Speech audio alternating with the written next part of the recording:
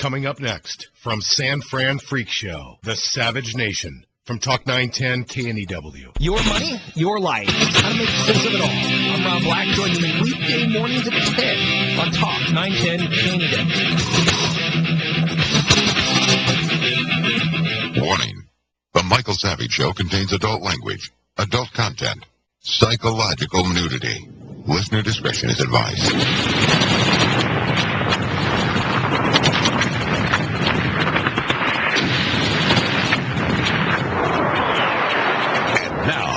America's most exciting radio talk show, The Savage Nation. Here is Michael Savage.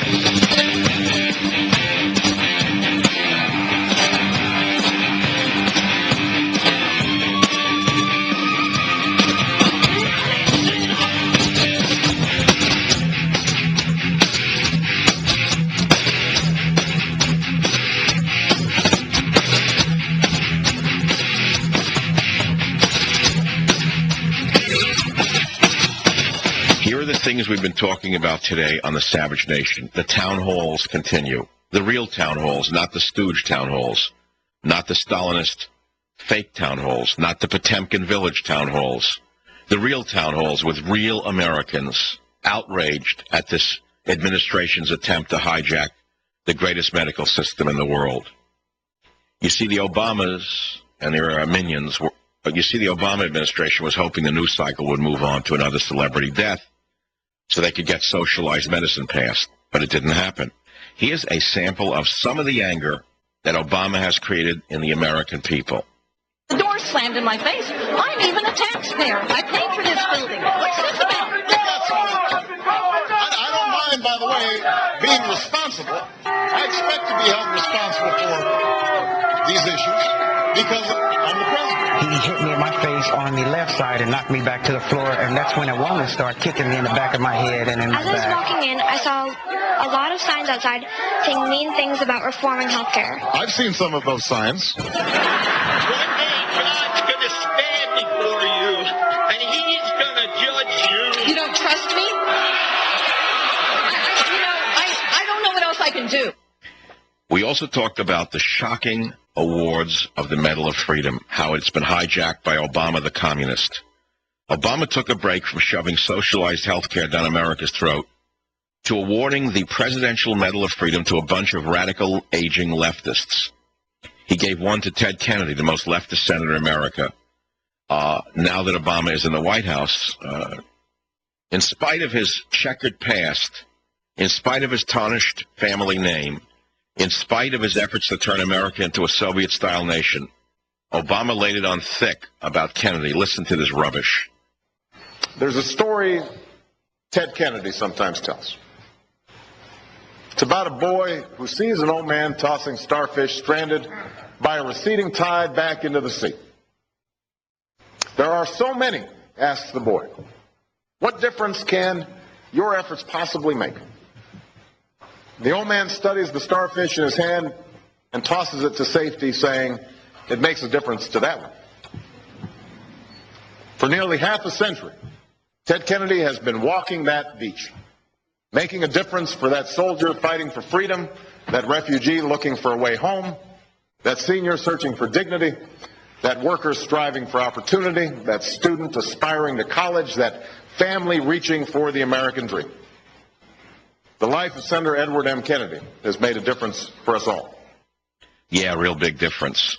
It was Kennedy who told us that the Immigration Reform Act of 1965 would not change the demographics of America. Have you seen the tattoos in your neighborhood? Have you seen the number of prisoners with gang signals from Nicaragua and El Salvador? Thank you, Ted. Now Obama also gave a Medal of Freedom to Mary Robinson.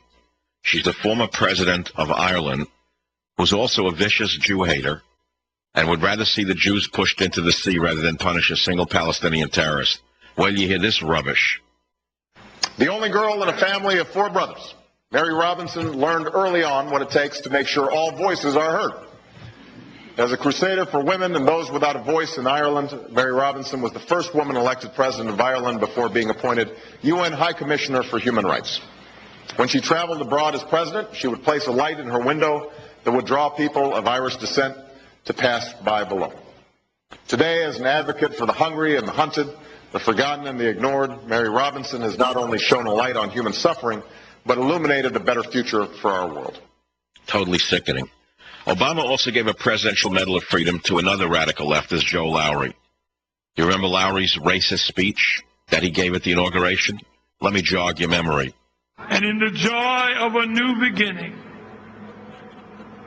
we ask you to help us work for that day when black will not be asked to get back, when brown can stick around, when yellow will be mellow, when the red man can get a head man, and when white will embrace what is right. Let all those who do justice and love mercy say amen. Say amen and amen.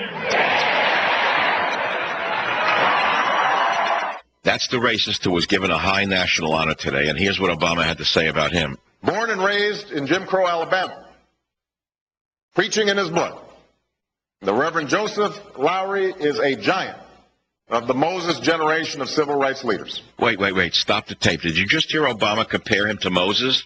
Total insanity. Revisionist history. Okay, keep going. Of the Moses generation of civil rights leaders.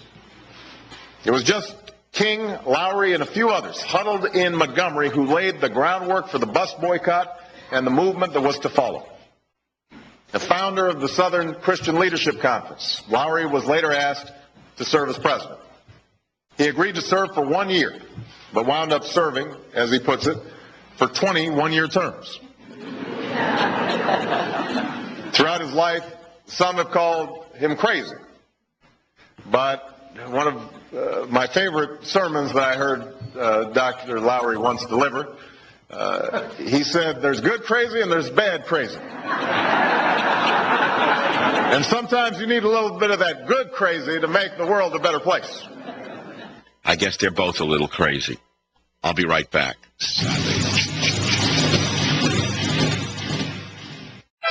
Imagine discovering an opportunity that could completely rebuild your retirement fund by 40% over the next 2 years. Does it sound too good to be true? It's not if you take action today. Call my good friends, and I mean good friends, at Swiss America. Gold IRAs have averaged 20% per year growth since 2001. It's just common sense to roll over dead paper assets into gold, the best performing asset of the century. Then you can relax no matter what happens on Wall Street. Call now for a complete Gold 101 DVD and my free CD. Call toll-free 888-867-8965. That's 888-867-8965. For nearly a decade, I've told you to trust gold coins and Swiss America. Today, it's more urgent than ever. Get my CD, DVD, and new special report. Call toll-free 888-867-8965. That's 888-867-8965. Learn before you earn. Don't just imagine rebuilding your wealth. Do it now. Call 888-867-8965 today. These guys are so hilarious. I almost drive off the road every morning. Armstrong and Getty. Weekday morning 6 to 10. Talk 910 KNEW.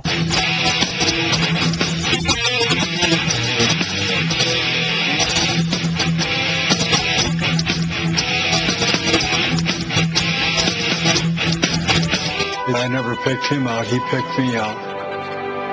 They trained for 8 hours a day. That's the only person the dog knew. Their smell and hearing is so acute. I couldn't imagine going into a jungle without a dog. I know they were close before they ever got there. Oh my God, they're shooting their bullets. They saved hundreds of lives, including mine. There isn't a day that goes by that I don't think of that dog. I recently talked about an amazing film about the use of dogs in World War II entitled War Dogs of the Pacific. And you can find it at wardogsmovie.com. Joining us now is the director of this documentary, Harris Dunn. Mr. Dunn, welcome to the Savage Nation. Hi, Michael. Thanks for having me on today. This is an amazing collection of stories about these dogs. What gave you the idea for this documentary? Well, I first learned about the War Dogs of the Pacific when I was shooting a documentary for Steven Spielberg and Stephen Ambrose about World War II in the Pacific called Price for Peace. And we were interviewing a gentleman named Bill Putney on the invasion beaches of Guam, and he was telling his story about invasion and that he was a lieutenant of a War Dog platoon. And this was the first time I'd ever heard anything about the Marines using war dogs and the way that they use